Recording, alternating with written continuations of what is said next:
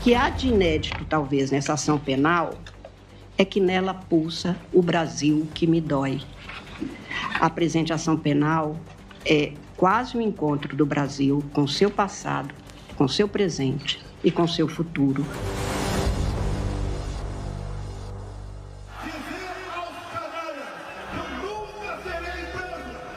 Jair Bolsonaro foi condenado à prisão com 5 militares e 2 delegados por liderar uma organização criminosa.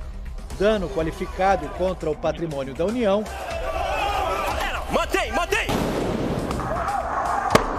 Deterioração de patrimônio tombado.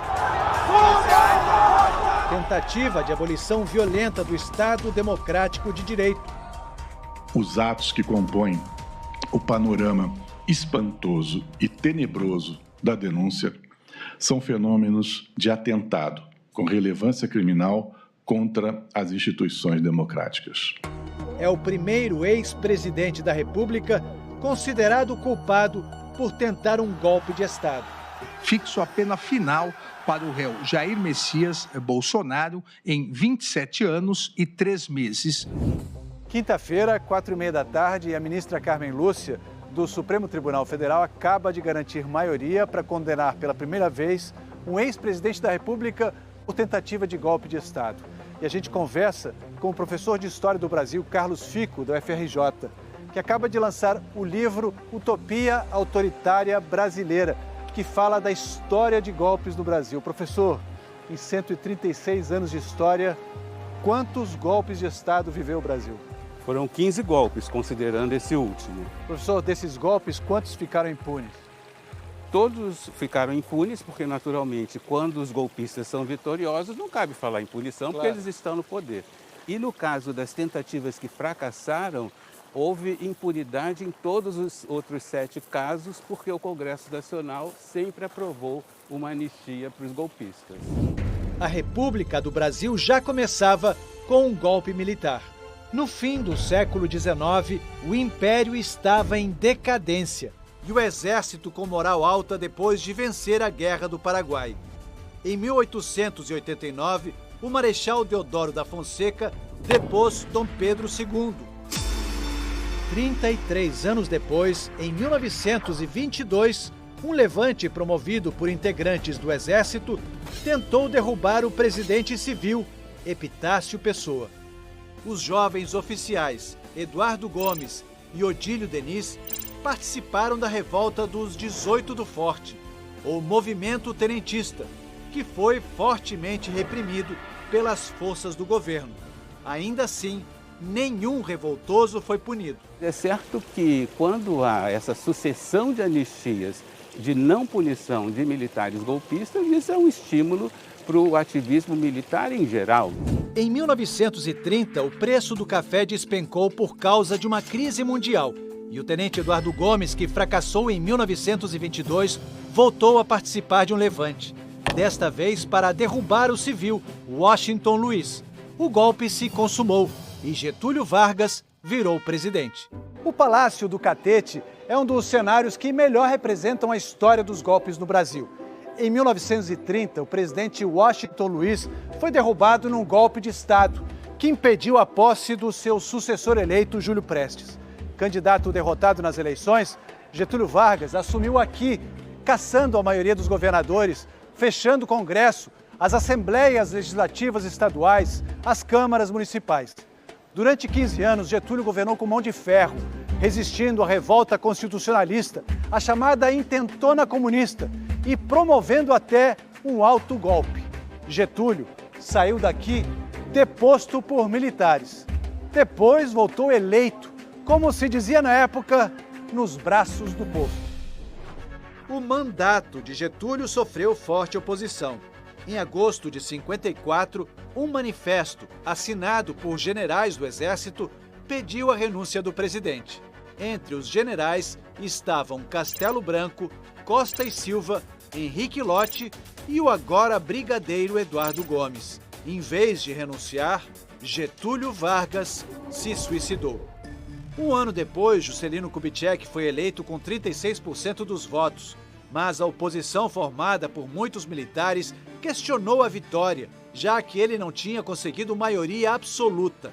Juscelino só assumiu com a ajuda de uma intervenção de outra ala militar, chamada de contragolpe, comandada pelo general Lott e Odílio Denis, golpista anistiado de 1922 e agora general do Exército. Veio o golpe de 64. Odílio Diniz e Eduardo Gomes, nunca punidos, tinham sido promovidos a marechais e participaram da deposição de João Goulart, eleito democraticamente. 2 generais que tinham assinado o manifesto contra Getúlio se tornaram presidentes militares. Primeiro, Castelo Branco, depois Costa e Silva. Para o professor de Direito da Fundação Getúlio Vargas de São Paulo, Oscar Vilhena, a sensação de impunidade ao longo da história pode explicar, em parte, o comportamento dos condenados esta semana por golpe de Estado. No Brasil, dar golpe sempre foi algo muito barato. Ou seja, como nós temos uma tradição, seja de impunidade em relação àqueles que estão no poder, seja de anistiar aqueles que tentaram e foram mal sucedidos, né? O fato é que eles não tiveram qualquer constrangimento em deixar uma trilha de provas do atentado à democracia, do atentado ao Estado de Direito que estavam realizando.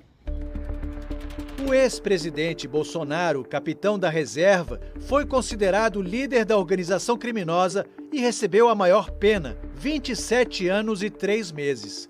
Depois, o general Walter Braga Neto, ex-ministro da Defesa, ex-ministro-chefe da Casa Civil e candidato a vice-presidente na chapa de Jair Bolsonaro em 2022. Almirante Almir Garnier, ex-comandante da Marinha. Anderson Torres, ex-ministro da Justiça e ex-secretário de Segurança Pública do Distrito Federal. General Augusto Heleno, ex-chefe do Gabinete de Segurança Institucional. General Paulo Sérgio Nogueira, ex-ministro da Defesa. E Alexandre Ramagem, ex-diretor da Agência Brasileira de Inteligência e deputado federal.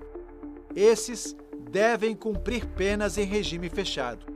Mauro Cid, ex-ajudante de ordens de Bolsonaro e delator do processo, recebeu a pena de 2 anos de prisão em regime aberto, em razão do acordo de colaboração premiada. A ministra Carmen Lúcia deu o voto que selou a condenação dos golpistas. O 8 de janeiro de 2023 não foi um acontecimento banal, depois de um almoço de domingo, quando as pessoas saíram a passear. O voto final, que estabeleceu o placar de 4-1, coube ao presidente da primeira turma, Cristiano Zanin. Foram sucessivos atos perpetrados pelo então presidente da República para obter apoio de braço estratégico das Forças Armadas para o logro do plano. O ministro Luiz Fux foi o único que divergiu. Ele entendeu que o processo deveria ser anulado, argumentando, entre outros pontos, que a competência era da primeira instância e não do STF. E depois votou para absolver Jair Bolsonaro e outros 5 réus. Não há provas suficientes para imputar ao réu Jair Messias Bolsonaro os crimes de tentativa de abolição violenta do Estado Democrático de Direito, 359, golpe de Estado, dano qualificado pela violência e grave ameaça contra o patrimônio da União e com considerável prejuízo para a vítima, artigo 163, parágrafo 1 do CP, e deterioração de patrimônio tombado, artigo 62.1 da Lei Ambiental 9605. Na última sessão, o decano Gilmar Mendes compareceu ao plenário e o presidente do STF, Luiz Roberto Barroso, sentou à mesa para acompanhar a leitura da sentença. Demonstrações de apoio institucional, dada a importância do momento histórico. O que fica é a percepção de que alguma coisa mudou no Brasil. Pela primeira vez está havendo a punição de golpistas, muito especialmente de militares golpistas, e é preciso lembrar, inclusive agora, sendo condenados a penas superiores a 2 anos, eles ainda passarão por um julgamento de honra no Superior Tribunal Militar. Os especialistas lembram que outros países da América Latina, como a Argentina e o Uruguai, já puniram militares acusados de tortura e de liderar regimes de exceção. No ano em que o Brasil completou 40 anos de democracia, a decisão do STF inaugurou um novo capítulo na história do país: o fim da impunidade a golpistas. Nós temos visto essa onda afetar os regimes na Turquia, na Hungria, na Polônia, na Venezuela, né? Na Rússia anteriormente. Então, em todos esses países, a democracia entrou num processo flagrante de erosão. Tá?